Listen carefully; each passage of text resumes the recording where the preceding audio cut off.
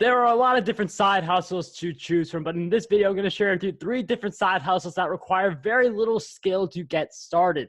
Now, to be really successful in any side hustle or any project, there is a level of skill you have to develop over time, but this video is going to be one that shares with you how do you get started in something, even if you're just a beginner and really fresh into the whole side hustling scene. So these are 3 really good introductory side hustles that you can build on.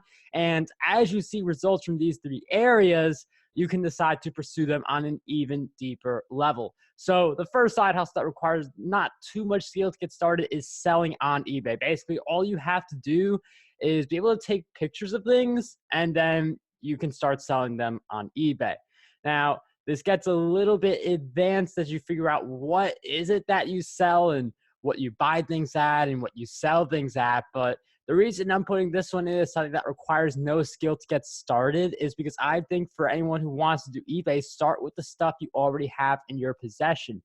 So it's not like you're buying something and hoping to sell at a higher price.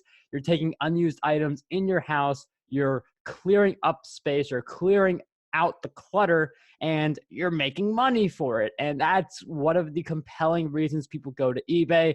There is a deeper part of this where you buy things at a lower price, sell them a few years later, and each brand and product has its different type of setup. So that's where there's a little more research involved in sticking with brands, kind of like sticking with stocks, similar advice, but eBay instead of stock market. So eBay is a really great side hustle idea for people who just want to clear out clutter and just get started in the whole side hustling scene without having to have a lot of skills in the front end of their journey. The second very easy side hustle to get started on is no content books. Now, I know I said book, and a lot of people see a book as a big time investment, and that's not surprising because you look at these books that are 200 to 300 page with all paragraphs and sentences on every page. That's not a no content book. If you've ever written in a notebook, you've bought a workbook or anything like that, which is definitely all of us at some point in our lives, that's what we're talking about with a no content book. So the example I always like to show is my podcast workbook, where it's just one page repeated 90 times, and that's the book.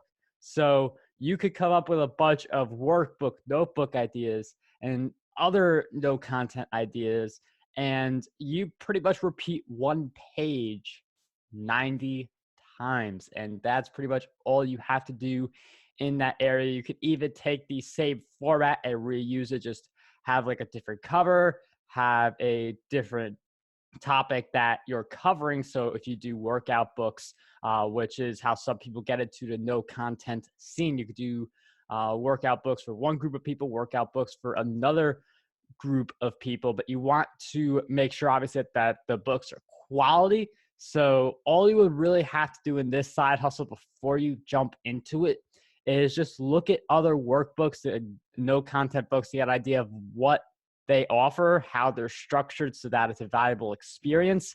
And then you pretty much just create one high value page that you then repeat 90 or so times in the book, depending on how long you want to make it. And the final side hustle that requires very little skill to just get started in and build momentum is putting gigs up on Fiverr. And Fiverr, what you do there is you think about, what's your skills, and you look at the Fiverr marketplace and see what kind of gigs are like yours, and then you start to offer similar gigs. Now, the cool thing about Fiverr is that you don't need your own website, and they have the audience for you. So I have some gigs up on Fiverr. I do zero marketing for them. People come into those gigs because that's what Fiverr does for you. It attracts an audience for you. So while there are other side hustles like creating an entire training course or building an entire author platform, both things I do talk about on this channel for people who want to explore that space. But the thing with this side hustle, the Fiverr one, is that you don't have to do as much work to build an audience because Fiverr has already done the hard part of getting the audience. All you have to do is create a great service. As people come in and they leave more reviews, more people are going to embrace your service. So it's one of those things where the more success you have on Fiverr, the more it compounds even more. So those are three relatively easy side hustles to get started in. There are obviously a lot of other side hustles to choose from.